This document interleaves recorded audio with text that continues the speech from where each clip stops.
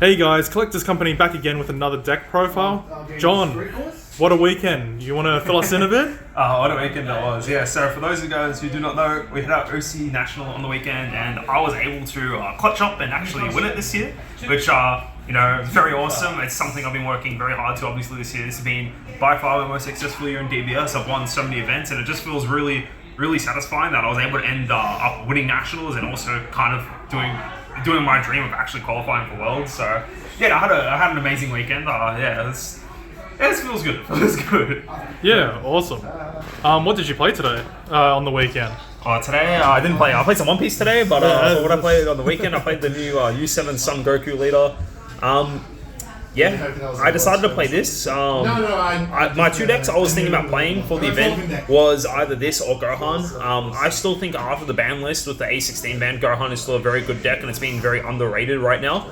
And I literally decided of the morning, leaving for the venue to play, that I was going to play U7 today. It's kind of like, it was kind of like a coin flip of why I picked this deck, but obviously it paid off for me really nicely. But we'll just straight into what the leader does. The leader's front and the backside is pretty much the exact same. It's got a permanent skill where you can only play, you can't play Z battle cards, which makes the deck honestly fair. The deck would be degenerate if you can play Z battle cards. And then permanent, and this is the big thing, right? When you combo, when a U7 card would leave your combo area, it would always go to your Z energy instead. That means that this deck generates so much Z energy, right? You can dump your hand, keep cycling cards, and building large Z energy to fulfill a lot of your ability costs. And the other order that its order to draw is anytime you combo a yellow U7 card, you get to draw a card. So you're drawing. I've always gravitated towards these decks that can do something or plus during the combo step, and just being able to combo any yellow U7 card in your hand and it turns into a cantrip is so nice. And the Awaken ability, either if you're at 4 life or less, or if you have both 2 energy and 3 or more Z energy, you get to flip your leader over and draw 2 more cards. So first of all, this leader is beautiful. Second of all, the special event and everything. I know, shout out to Nikki, packed at the goat. So the first 3 effects are the exact same, but the biggest thing, we gain a brand new ability, which is Activate Main, where we place a Z energy into our drop area, then we choose one of our Son Goku cards, so it doesn't have to be U7, just any of our cards, right? That is a Goku, including himself. You switch the chosen card to rest mode, you get to draw a card, and then you get to choose any of your opponent's cards, battle cards, ignoring barrier, and switch to rest mode. Yellow's biggest problem is being unable to deal with those active or barrier cards, and your leader inherently just answers that, which is just honestly just absurd. That's just crazy that they gave this leader not only a way to uninteractively draw a card, and B, rest the barrier cards, which I think is kind of silly. For the low price of 1 Z energy. For the low price of one of your million Z energy. But I think a lot of people have been eyeing off the deck, trying to crack the code kind of thing. So I personally think that for the most part, the archetype cards just kind of build itself. You kind of just include 4 of all the new goodies, which is quickly run by what all these cards do. These 4 cards are essentially the same thing. They have the same auto ability where when you Z-charge the card, if you have another Universe 7 card in your combo area, you get to draw a card. All of them are limit 1 on that ability. But the main thing is, let's just say now I combo a Gohan, right? I get to draw a card for my leader, and then if I combo an 18, I will choose which card I want to manually Z-charge. So in this case, I'll manually Z-charge the Gohan, and it will check that I have another U7 card being the Android 18, and that will enable me to draw a card. And then however any other U7 cards I comboed will just go straight into my Z and G as well. But all of these have different effects. The best one is the 18 and the worst one's the 17. Gohan draw a card, Piccolo top 5 searcher. 17 is a situational counterplay that taps the card being played. Doesn't come up enough, but it can definitely win you games. But you're playing all these as 4s for the main auto, the combo drawing thing, right? It's what gives your deck, I guess it's what gives your deck life, just cycling all these cards. But the 18 ability is so good. If it's in your Z energy, you can remove it from the game and discard a card from your hand, and then get to choose 2 U7 cards from your drop area with a combo cost of 5 and put them into your combo area. This is only when your opponent attacks. So a really cool thing is that if your opponent, let's say, attacks a Unison, right, and you can be like, alright, cool, activate my 18 ability, I'll pitch a dead card from my hand and I'll combo 2 cards from the drop, trigger my leader ability to draw a card, as well as give my Unison a defensive 10k pump. So yeah, once per turn, it turns any single card in your hand into a free 10k combo that with the leader will draw you a card and also give you 2 Z energy. So the card is crazy. So basically at auto speed, you get any card in your hand becomes a super combo. Yeah, exactly. It's huge. It's so good. Yeah, definitely 4 of all of these for the auto to just draw a card. And then we go into the SRs of the deck, and the pretty much the other U7 cards that we're playing. Oh, look at the bling!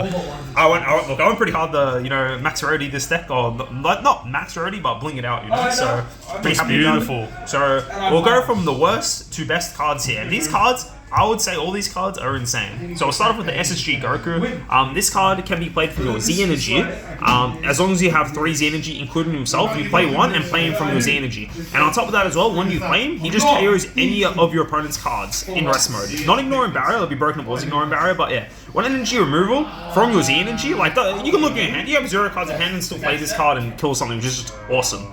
It's got 2 permanent skills. The first one being is that when it leaves the battle area, it gets removed from game, which is completely fair. Otherwise, if this card wasn't getting removed from game, I can actually play it, kill something, swing with my leader and combo it off and get it back, but no, it just gets removed from game instead. And the other permanent skill, while this card is in rest mode, your opponent's battle cards cannot attack the leader cards. This card's a mini deadly defender, so even though it's only a 15k body, your opponent cannot ignore it. They have to swing into it, or you invest something into clearing it before they can even touch your leader. So this card is awesome. I'm not running the blue Goku or the Super Saiyan Goku that have the similar effect, just because this is the best one out of 3, and we're trying to keep this deck nice and tight. Yeah, just any card with removal and that also limits your opponent's lines of play has to be good. Yeah, this card's crazy. Plus, it's God Goku. God Goku's a good-looking form. Next, we have Vegeta. So Vegeta is a dual attacker. It's got an active main where if you have 3 energy and 3 Z energy, you can play him for 1. And when this card enters your Z energy, or when it attacks, if you have 3 or more Z energy, it just switches a card to rest mode. So one of the best cards in yellow for the longest time was Power of a Super Saiyan, and that card got limited to 1. This Vegeta does a very similar thing to Power of the Super Saiyan, where it can be comboed and Z charged, and with your leader, it's like, there's so many times where my opponent will swing into my leader, like 15k, and they'll have something on board, it's like, cool, I combo this Vegeta, I'll draw a card on the leader, I'll Z charge, I'll tap something, right? So this card's really cool, and another plus about it as well, so with the draw abilities of all the previous U7 cards I've shown, you have to manually charge it to get the ability. Vegeta is just whenever it enters your Z energy, it will switch something to rest mode. So you can do the Android 18, manually charge it, and then if you got 3Z, Vegeta will come in right after and tap something. So Vegeta is insane. This card is so good. Like 1 energy dual attack plus being the power, like 3-way to stop extra attacks defensively is huge. Next, oh man, I don't know which of these 2 cards is better. Honestly, both these cards are just broken, to be completely honest. We'll start off with the one that everyone fears, the burn. So what this Goku does, if you have 3 or more energy and 3 or more Z energy, you will draw a card and play this card for 1. Even if this Goku doesn't hit the board, you just get to draw a card, which is huge. Then on play, you get to tap something, ignore a barrier. Again, yellow struggles to deal with active red barrier cards. We have a 1 energy way to clear to tap something with barrier. It's got barrier and blocker, which is both. Barrier means it's very hard to kill, and blocker is just sometimes is relevant, not all the time, but blocker is just a nice little bit. Then its other auto skill that everyone is so scared of. When this card is switched to rest mode, by your leader ability, your opponent has the option to choose up to 1 card in their hand and place it in their life, and then you have the option to choose 1 of their life and place into the Z energy. So this card is hand destruction and burn all tied into 1. Combined with the Z card, you're always burning your opponent 2 life at a minimum, right? And obviously not including the one they're putting there manually, but yeah, this card is insane. The fact that you can play it, tap with your leader to draw a card and it's doing hand destruction, or if they like to keep their hand, it's burning them alive. This card is absurd. This card, it wouldn't surprise me if this card gets hit, maybe in in 2 or 3 sets. This card is just absurd with what it does. Yeah, it really puts your opponent in a lose-lose scenario where they have to lose life and lose cards from hand. And it's just there. And the fact that it goes to Z energy means it's uninteractable, right? There's nothing else quite like it.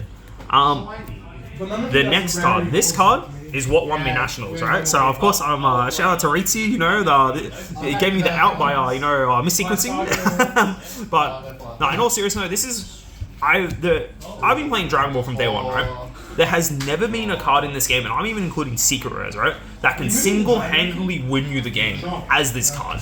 So what does this card do?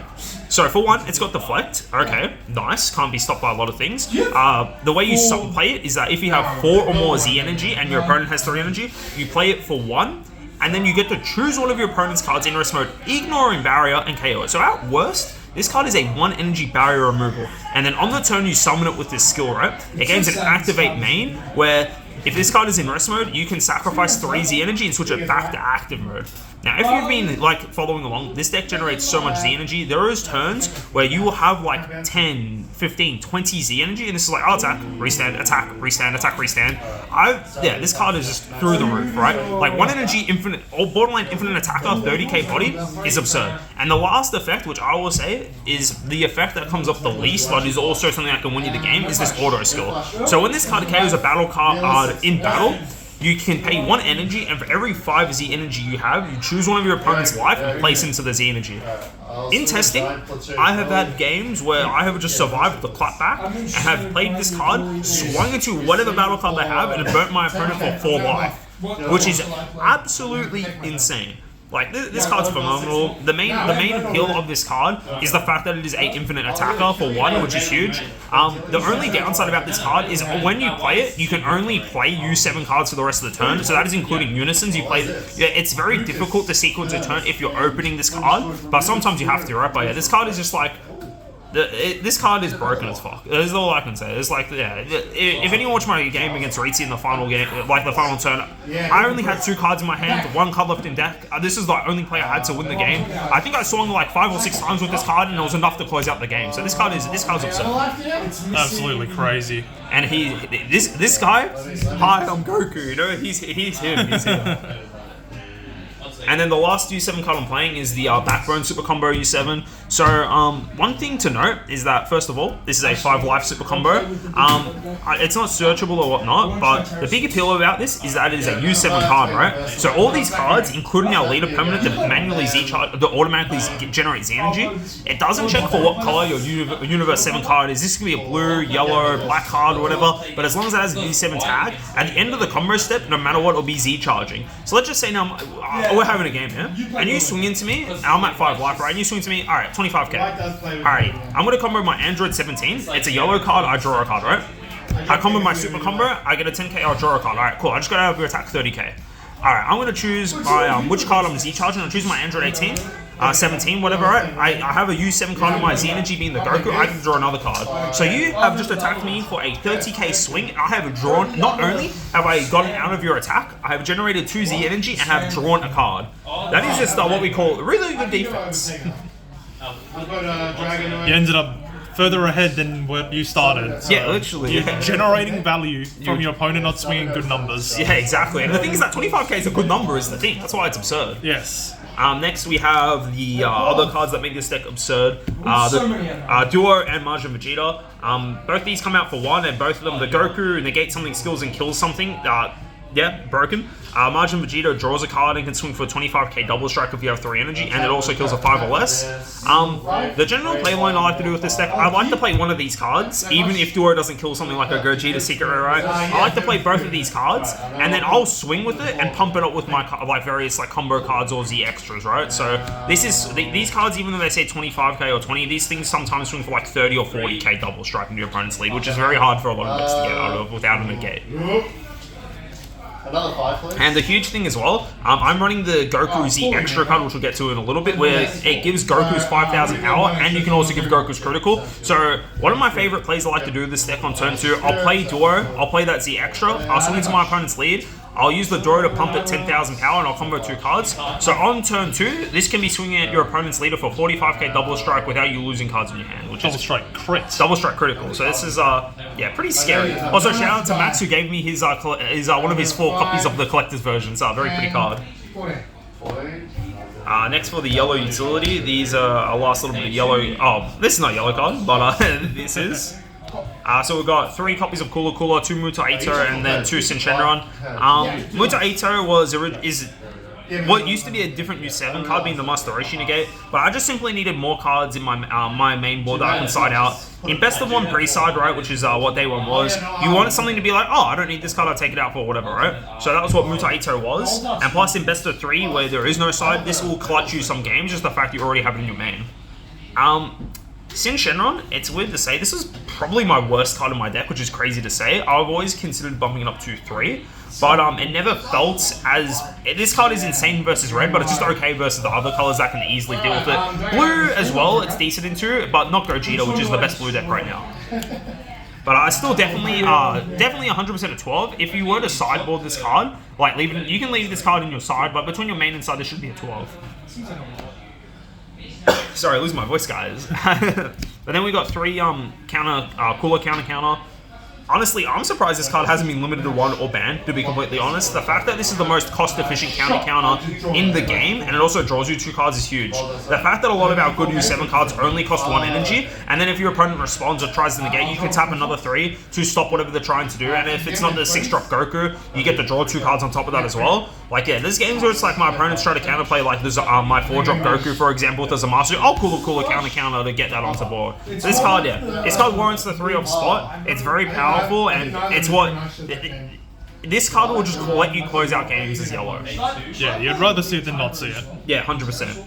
Last battle card we won is the 1 secret ID. Shout out to Benny. He was saying the deck was lacking Overwhelm. It really was lacking Overwhelm. I never tried to put Overwhelm in because it conflicted with the 6-drop U7, the Goku that says you can't play non-U7 cards. But if you just sequence your turn correctly, this is the free AoE board wipe, which is huge. Just that extra bit of free removal is very nice, and then you're also getting a free 25k swing.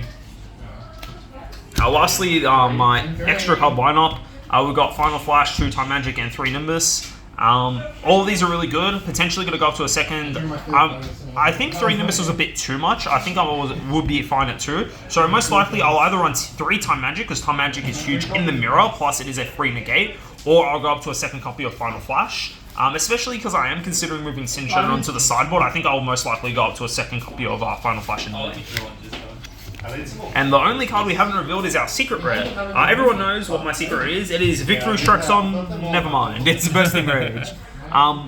So the reason why we're not playing the secret rare in the deck, the intended one, the Victory Strike Goku, first of all, it's actually very difficult to get to 10 energy by 10 Z energy on turn 5. Not difficult in the sense where it's like you can definitely generate that much Z energy, but throughout the course of the game between using your leader skill plus actually playing Z extra cards, and plus if your opponent negates you, that's a turn you don't generate Z energy, it's actually kind of difficult to be comfortable sitting on 10 Z energy on your turn 5 to play Victory Strike on curve.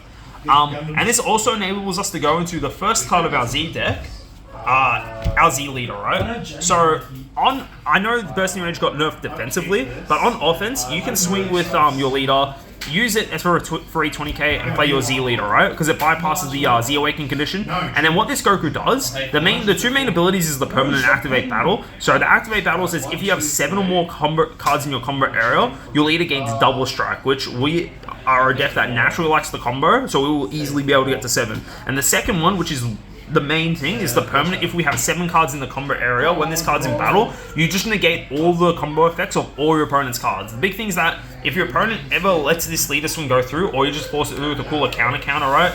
We'll swing with leader, they'll be like, oh, cooler counter, we'll stop the negate with cooler counter. We'll combo a U7 card to draw a card, and we'll use our Universe 7 super combos when they're still live.